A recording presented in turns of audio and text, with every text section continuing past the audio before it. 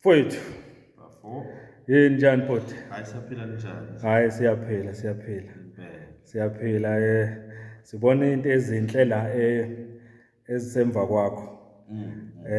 Kuthiwani sakhile lishaba top 8 knockout Yes. eMkhondo. Kubonakala engathi impela kukhulu kuyeza kuyanyelela. Impela kuyathembisa bona sekuseduzane. Awusibriefe kancane sifuna ukwazi kwenzakalani lana ngibona ne-date lapha ithi Tuesday 16 June ukusho ukuthi kusasa lokusayo kwenzakalani eMkhondo.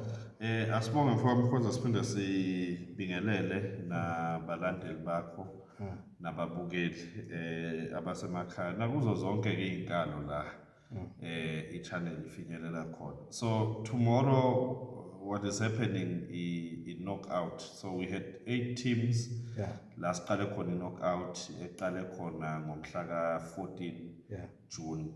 So saqala ke kuma elimination stages lama team awu-8 adlala then awu-4 ke aya proceed to ama semi-finals. Okay.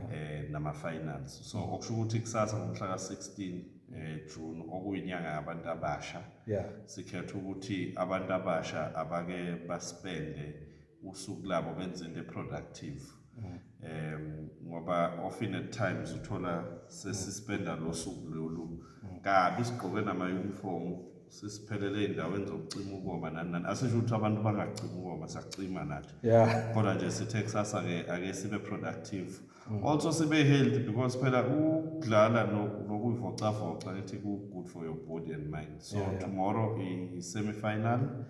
Then sekuzoba ne-final. Njoba ubona la kule poster so umdlalo wokuqala uzoqala ngo-10. Yeah. Silandele ngowesibili ngo-12. Bese ngo-3 ke sethuka liyahlala ke sokuba ke ongaphansi nongaphezulu sibona ukuthi ubanike oyoba umanqoba. I-tournament yethu yokuqala or knockout yethu yokuqala siyiSakhile Lishaba Foundation. Yeah. Esiyenzile le hoping ukuthi it's one of many asazoqhubeka enzeke. Sifisa ukuthi siwenze. Kungeyona ke i-tournament kuphela yebhola. Kuningi esizokwenza, kuningi kuyeza. Awuzwa. So mangulalela kahle lento itargethe abantu abasha. Not necessarily abantu abasha kuphela.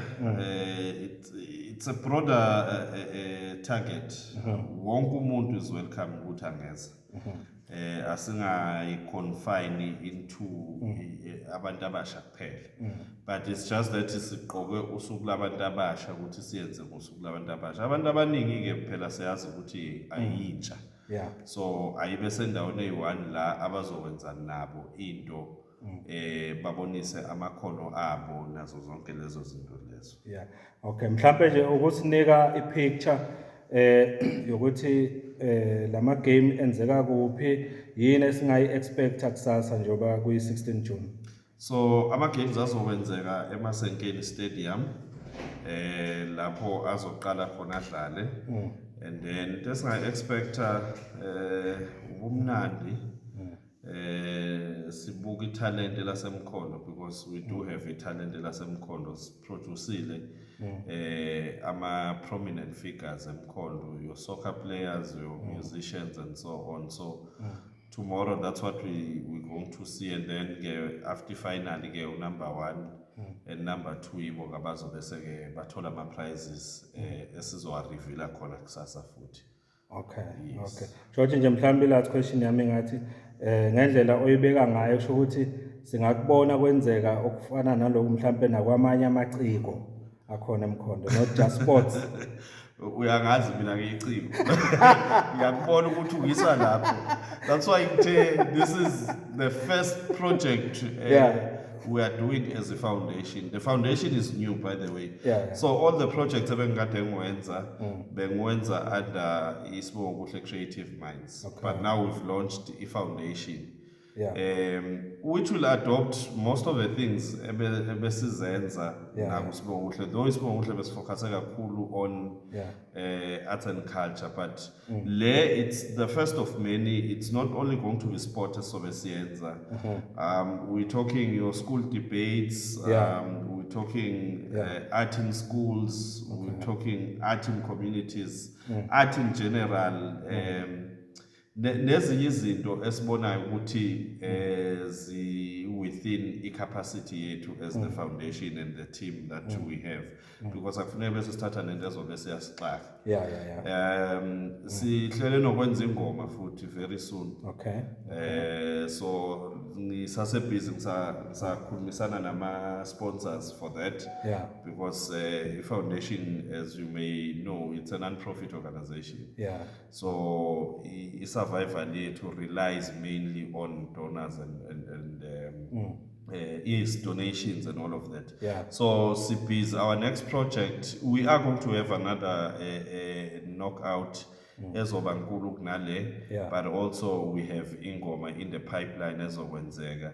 We might still miss Mkhondo from Isimokuhle sulethe ngaphuto sizobona, because people bona maba commenta on the poster ukuthi dodwa ayekelana into abantu abamodelana no asikakayiyeki bangacabanga abantu ukuthi sesiyekile asikakayiyeki. It takes a lot of money to stage that kind of an event, so akufuneki usuke la bese ya drop ushona le phansi. That's the main reason why besathulile. But we are coming and hopefully we are going to be doing it this year. Hayi ngiyajabula, ngijabulele nokuzwa indaba zama debate. Yes. Mhlawumbe 10 schools. Yeah, debate in schools. I think if we see extended to communities, we need to do a thorough research on that one, because ukuthola ama-teams asemphakathini ukuthi come and debate, it might prove to be challenging, but when you focus on schools, it's a controlled environment. Whereas it's either you go to, or in fact already I have a relationship with both circuits, especially Lawala Mkhondo, East and West. I've worked with them. Kunama debates that are ongoing. I've built my relationships with the schools. So with that one, it's easier to just go to the circuit manager or the school itself and talk to the principal. Okay, this is what we want to do. And then than you go and start something afresh. Sometimes it's a tedious exercise, but it's worth it. Okwamanje, let's start small. Ungabe uthatha into ezokubinda.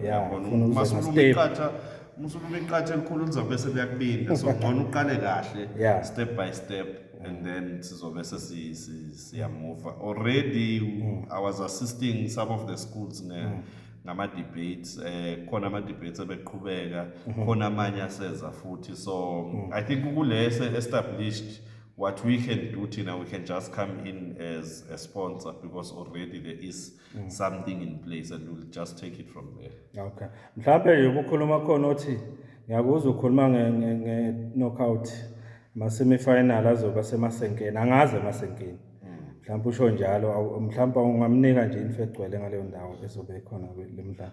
Kuyobe kushutha kasiwa la Mkhondo kodwa ke emasenkeni istadium esikhona laphana emagadeni, mawuqeda nje ukukhuphuka usabhuyi nasi stadium uzosibona laphana emva kwase car wash, Ignatius car wash, or emva kaMzwaza sibeke kanjalo ngoba masibeka amagama.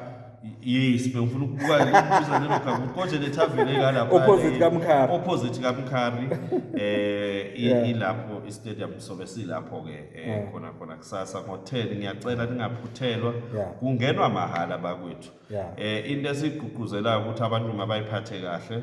Uma ngabe uyiphathela into yakhe ekujabulisayo, ingakujabulisi kuze kweqe bese uphula umthetho. Sizongena mahala, akuchargewa imali, abantu abeze sizojabulana sonke sibuke ikhono laseMkhondo. Ngiyabona Ngqondo versus Tigers 10 o'clock ekuseni. Yes. And then ngo 12 p.m. Magazi versus abaphansi. Yes. Then ngo 3 o'clock say final. Kulaba bazobe bawinile ngo10 nango 12 izobe seziyobe seyitholana phezulu ke ngo 3 o'clock. Hayi cha, kuhle kakhulu mfethu. Ngicela abantu bangezi ngo3 kuphela bakithi, abaqale nathi igame ekuseni. La uyazi isithema sibheka le bhola bekungathi sibheke ilokhunjana ibhola edlala ku PSL. The way talent likhona la eMkhondo, so you will enjoy the game. Woza nje kusaqala ekuseni up until i-final. I know abanye bazobe bathi hey mina ngifuna ukuyobuka i-final in but if you're not doing anything tomorrow, please come through, especially siqale nawe i-game until iziyophela. baningi oduba baningi ohlongwane la Mkhondo. Uyayibona lento engiyishoyo. Manje ngifuna ukuthi sikhona ukuthi siba produce laphana bababone, sokhona ukuproduce more of those guys abakhona khona la eMkhondo. Sibonile imizamo iyenzeka, bakhona abanakekela ibhola. So we just also nathi trying to tap into that space and senza sure ukuthi we are contributing nathi positively in the development of abantu baseMkhondo. Hayi kuhle kakhulu mfethu. Asibonge kakhulu, siyabonga kakhulu isakhile Lishaba Foundation ngokuthi icabangele ikakhulukazi abantu abasha baseMkhondo, because I know ukuthi yibo abazobe begcwele lapha. Abantu abasha nabadala ke bawo bebekhona. Siyabonga kakhulu mfethu. And sesiya-age thina abanye sesiyaphuma kuyouth shit iyouth yavuka. Iyouth endala. Sesizoba iyouth endala very soon. Thank you very much guys, we'll see you tomorrow. Siyabonga kakhulu. eMasekela Stadium. Thank you so much. Chapeau. Sure.